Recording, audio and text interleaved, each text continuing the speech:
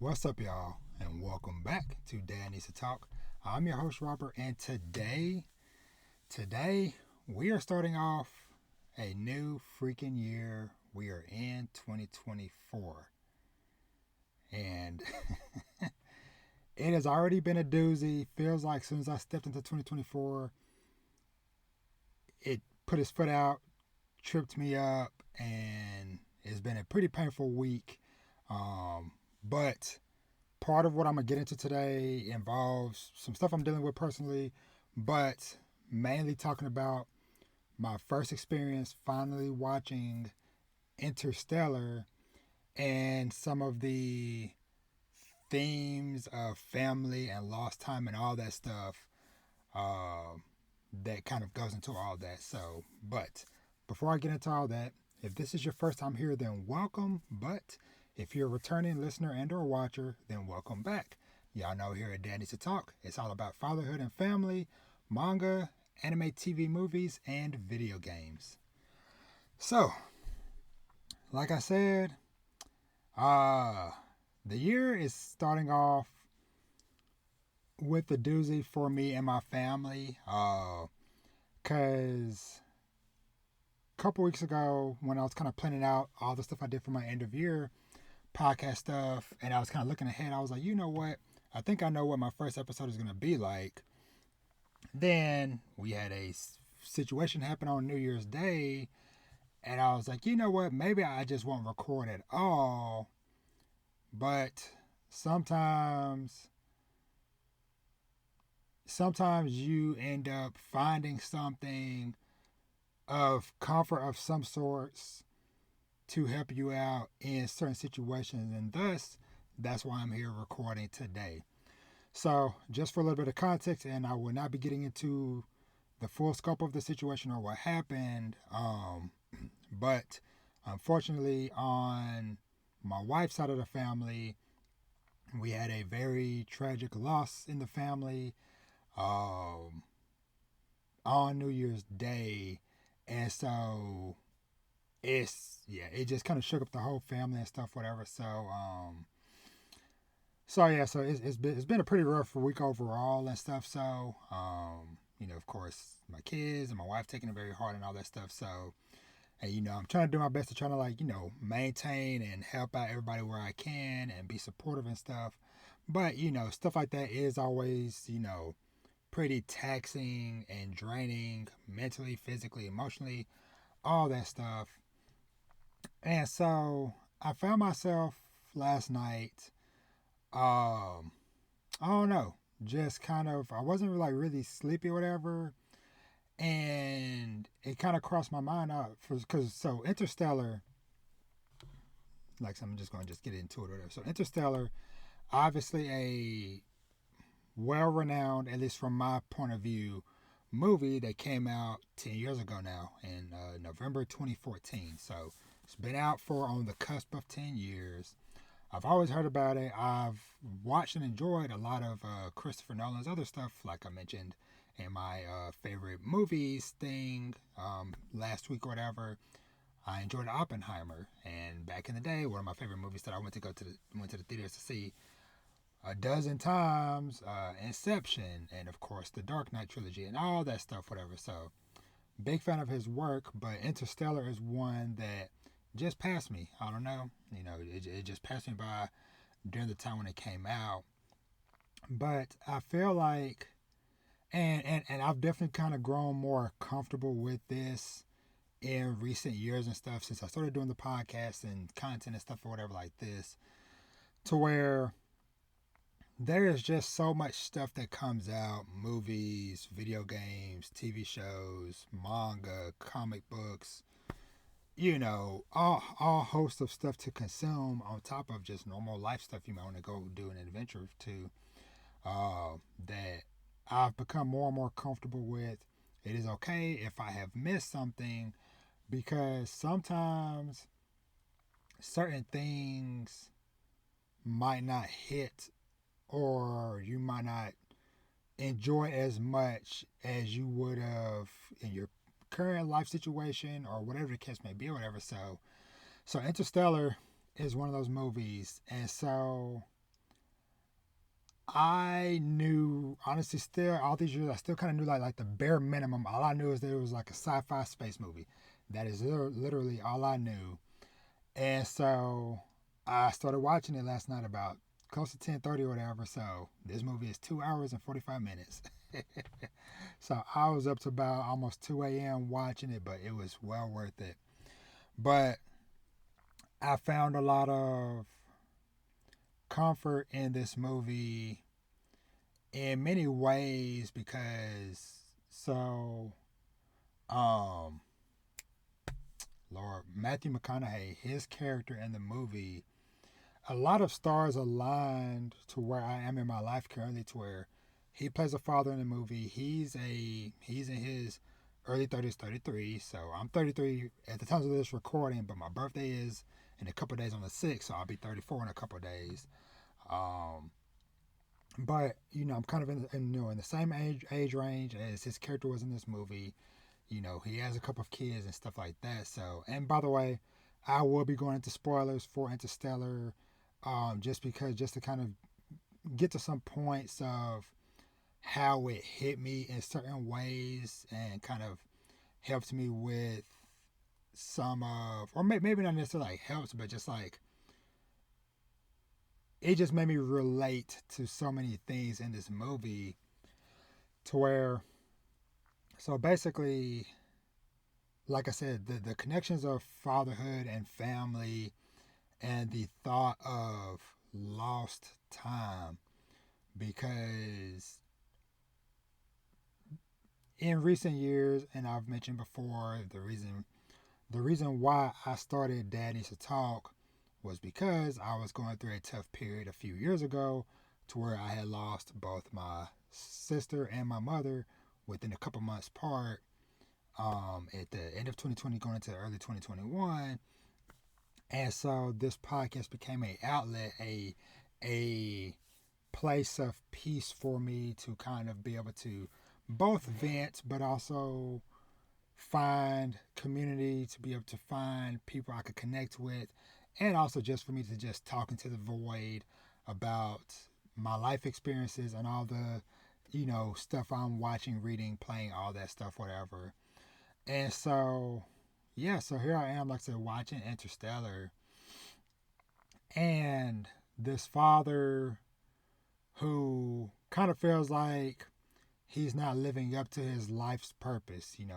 He lost his wife some years back, so he's raising his kids. He has a 15-year-old son and a 10-year-old daughter, and they're living together with the grandfather, his wife's father. So they're all kind of living together on this farm and stuff. So, but Matthew McConaughey's character is basically, he's very brilliant, kind of like a engineer type of person, but he's living on this farm. They're farming, growing crops and stuff, whatever, because the planet is suffering a food shortage or whatever, and like each year different crops and stuff start to die off or whatever. And they also just live in a horrible place, like this town, there's constant dust storms or whatever. So it's like, if like they've messed around, left the window open or the door cracked during a dust storm, like the whole house just covered in dust. Horrible place to live in. Anywho, fast forwarding a little bit or whatever into the situation. So his daughter is noticing some strange anomalies and stuff happening in her room, and that ends up leading them on this journey where they end up discovering this secret NASA project where, because of the state of humanity, they're sending people out into the universe to explore, to find other inhabitable uh, planets to live on and stuff. And that is where Matthew McConaughey's character um, comes into play, which they call him Cooper, um, Joseph Cooper. Um, and long story short, because like I said, I'm not here to go for a beef for beat thing, but just kind of just talking on the main plot points that kind of really spoke to me. And so he ends up getting chosen to lead this mission of this crew of four to go into this black hole that is out near Saturn, to basically follow up on potential inhabitable planets and stuff. And so 10 years prior, there were 12 scientists that got sent out across the galaxy and stuff, whatever, to potential planets, whatever. And three of them landed on potential planets, whatever, within the same uh, solar system, so to speak.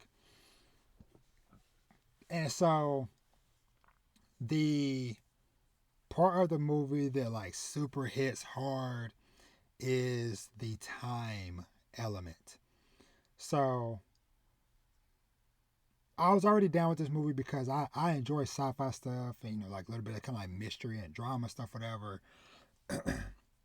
But I just enjoy stuff that kind of teases out some stuff, whatever, and then like by the end kind of loops back around to like, oh, so that's what that was at the beginning of the movie or the show or whatever the case may be, whatever. So, but anywho, so yeah, so he ends up leaving, and venturing off on this space journey, whatever. Partly, for trying to help uh establish a future for his kids on the planet or whatever, but also to chase this sense of lost purpose of like, hey, I've been kind of wasting my years away on this farm or whatever, and I know I'm meant for more. But it's like, him weighing the options of like, man, okay, I'm leaving or whatever. And the struggles of not knowing when or if he will ever come back was really tough to watch. And they do it in small doses with the time stuff to where it's like, okay, they get off the planet and they're like, okay, the black hole or the wormhole, whatever, is out there near Saturn. Well, it's a 2-year flight from Earth to Saturn. That's already, man, 2 years to really even before the mission really truly even starts. And so you've already lost 2 years of your kids' lives and stuff, whatever. And them also like being able to like send video messages and stuff, whatever, to him over this time also just like really helped bring home the point of it all. But yeah, so they go to sleep or whatever, wake up 2 years later, they're at the wormhole or whatever. They go through whatever, like I said, like, man, 2 years, okay. So they come up on their first planet, and the problem with the planet is that the time on this planet is distorted to where 1 hour on this planet is 7 years on Earth. When I heard that, I had to pause because I was like, Jesus, 7 years in 1 hour. And like they get to this planet or whatever, they're like, okay, hey, we gotta get out, hopefully find the scientists that landed here all those years back or whatever and figure it out or whatever. They land on the planet, it's a freaking pretty much just a straight water planet. And stuff just immediately starts going wrong or whatever to where they're like, oh, we need to head towards those mountains. And then Cooper is like, hold on, those aren't mountains. That is a humongous tidal wave that is coming. And immediately crap hits the fan. And they lose one of their crewmates, whatever. And then because of the water, the ship gets waterlogged and they're stranded on the planet so the water can drain and it's, operable again. Well, they're stranded on the planet for maybe a few hours. So when they finally get back up to space, to their space station thing where they're attached to, whatever, the scientists that stay behind, as soon as they walk in or whatever, and they're like, God, how much time has passed? Because the dude is already looking old or whatever. He's like, it's been 23 years. I literally had to like pause the movie, get up and walk out my area here, whatever, because I was like, one simple mistake. And that it's like stuff like that is like sometimes I think about just in normal day-to-day lives or whatever, of like how sometimes all it takes is just one moment, one screw up, or just fate not on your side, you've been at the wrong place at the wrong time or whatever, and the whole trajectory of your life can be changed. And so that moment just like super hit, man. And then it's like they went to the little station where they get their messages or whatever, and then they start playing the messages in sequential order of how they've been coming in over the years and stuff, whatever. And just like hearing his kids being like, going from like, yeah, hey dad, and then be like, hey, uh, finishing up high school, whatever, and then other life stuff, whatever, dating and relationships or whatever, and then now his 15-year-old son is a grown man and being like, hey dad, here's your grandchild or whatever, and just like Matthew McConaughey is just bawling and weeping at this because like to him it was just like, man, we're just stranded on this planet for a few hours, and but back on Earth freaking 23 years had passed, man, and the mission has literally just started. And yeah, man, just this constant thing of time or whatever, and then just the fallout, the all the moments of isolation and stuff as well, because of course they're venturing into the unknown, floating through space, all these various scientists that went to all these other planets, whatever, that like Matt Damon's scientist, Dr. Mann, found out he was on a planet that had no hope of providing life. And his character kind of like coming to terms initially of like, well, hey, I don't know when or if anybody will ever even find me, whatever. So so like they had like these like hibernation chambers or whatever. And he was like, I didn't even bother setting a wake up date because he had already ran out of his provisions and stuff, whatever. So he was literally just stranded there, whatever, until they showed up. But it was just like, well, hey, I'm gonna just set this thing for me to sleep, and if I never wake up, oh well. And hey, maybe if I do, it'll be someday later in the future, whatever. So, but but yeah, man, like I said, overall though, like I said, just this movie, like I said, just losing time with family, isolation, and kind of coming to grips with potentially never being able to go back to where you came from, and facing, what's the proper word I'm looking for?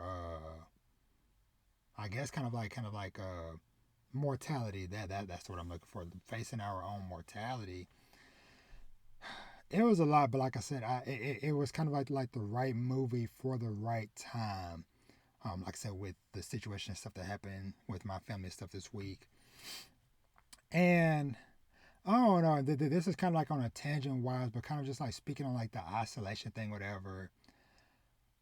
I've also kind of realized about myself over these last like 10 years or so that I spent a lot of time isolated on my own because it's kind of like, well, after college, whatever, I was always kind of putting these like little pockets kind of to myself to where even like when I moved up here initially with to stay at my sister's house with her family, whatever, they had like a guest house part that was kind of, it was attached but to itself, and so I was with family, but I was also to myself. And then the little bit of time when I got my first apartment to myself, whatever, and so on and so forth. And I feel like, it's like I've dealt with so much loss and stuff over the course of my life. A lot, especially like when I was younger, kind of like high school and younger. And then there's kind of like some time where not too much lost stuff happened or whatever. And then, like I said, like a few years ago, with with my mom and my sister and stuff, whatever, and then some stuff on my wife's side of the family, whatever, it's kind of wrapping up again. But I've come to realize that it's like every family kind of needs that person that will kind of be like the rock, the foundational support person, and I've kind of feel like I've taken on that role for most of my life because I even remember like when my grandfather passed when I was 4, going on 5 years old, and just how much pain my mother and stuff was in, even at that little point in time in my life. I kind of had a sense of like, man, I need to be strong for my mom. I need to be strong for those around me, whatever. And that is kind of how I feel now, to where sometimes I am like, man, like, am I just void of emotions and stuff, whatever? But it's just like, no, I will cry when I'm kind of to myself sometimes, or when I know, like, hey, we're a little bit out of the bubble of the situation and everybody else is okay and stuff, whatever. Then I might have, my moments here and there and stuff. But when I'm kind of in the eye of the storm, I'm kind of just like making sure, okay, observing, okay, you good? What do you need? And things like that. So, but like I said, this movie was just the perfect thing that I needed at this moment in my life. And so I just wanted to say, like I said, just like I said up top, it is okay if you missed something, a show, a game, a book, movie, whatever, because sometimes that thing might come back around for you to at a point in time in your life when it might be better fitted, because this movie in general was solid, but I do wonder how I would feel about it and how I would interpret it at the time. Because 10 years ago, I wasn't a dad. I didn't have a family. I was an uncle. I've been an uncle most of my life since I was 4 years old. So going on 30 years of my life, I've been an uncle. But that's different versus your own children. And so I do wonder how some of this time stuff would have affected me, and like I said, like his relationship with his kids and stuff, whatever, how that would have hit me, or maybe not hit me, not being a parent at that point in time in my life versus now, where I got 5 kids, and just kind of, just like I said, just like, man, like if I was going on a mission or on a journey or whatever, and then it's like, yo, all this time has passed, and then even kind of how it all kind of wraps up or whatever, to where he ends up being able to reunite with his daughter, but she is like super old and stuff, whatever, and she has grandkids and maybe even great grandkids and stuff, whatever, and she's on death's door, whatever, but he's still 33 or whatever. It's just kind of a wild full circle thing of the moment. But one of the beautiful things of the movie also was that kind of unspoken bond and communication of a parent and child, and just kind of seeing how sometimes you have to trust in the potential unknown of the thoughts and ideas of our children or of the youth in general, because she was saying, his daughter was saying when she was a kid, like, hey, I think that there is something out there trying to talk to us, and be like, hey, I think this is Morse code. These, the way these books are lining up, or whatever the case may be, or whatever. And then when the situation happened all these years later, and then him realizing what was going on, and then trusting that, like, hey, if I do these things, I trust and believe that my daughter will basically be able to piece it together, whatever, because she is my daughter and she knows me, or believes in me, or whatever the case may be, or whatever. And so that was just like a super awesome, like, kind of like little message within the other craziness that happened in the movie, whatever. It's just that kind of sometimes unspoken bond we can have with somebody, not just parent and child, but sometimes siblings, sometimes just close friends. That's almost like y'all, like we have a telepathic link or whatever, and that sometimes we can entrust the future or other stuff to other people, because we're like, okay, hey, I know this person knows me well enough, or knows how I think, or thinks similarly, whatever, to where they'll be able to figure it out. And that's what his daughter did, it took her some time because, of course, sometimes, and I think I talked about this on something else a while back, but about how sometimes our ideas and stuff are ahead of our current time or just our current life situation. Oh, it was this when I talked about orb on the movements of the earth, and because it was just kind of talking about like the themes of people trying to figure out this like science and astrology stuff, whatever, but sometimes they just didn't have the tools to be able to help them realize the vision or the thoughts that they were having and stuff, whatever. So, but yeah, but all in all, Interstellar was freaking fantastic, man, and yeah, and I'm really, like I said, in this kind of sciencey vibe and stuff, because one of my favorite things that I enjoyed last year was watching it was an anime called Space Brothers. There was about two brothers who had a dream of both, going to the moon together, but also hopefully hoping to someday uh, get to Mars together and things like that. So, and like I said, like shades of that kind of reminded me of not all the way the stuff that's going on here, whatever, because this is a lot more deeper in the time stuff, whatever. But just on the bonds of family and just like the camaraderie of people supporting and pushing each other on their roads to their goals and stuff, and also just shout out to all the extra characters and stuff, whatever, in the movie along the way. Seeing a young Timothy Chalamet in this movie, getting introduction to Casey Affleck, Ben Affleck's brother. Never even, don't think I ever knew of him or seen him before. Uh, Shoot, what is the one dude? Is it Jeff Hefner? No, I can't remember. But basically, the guy who plays the main guy from that '70s show. Seeing him pop up in here and stuff, whatever. Michael Caine as the professor. Just so many dope people in this movie and stuff. Anne Hathaway, lots of great people and stuff. So, but yeah, Interstellar, man. Thank you, thank you, thank you.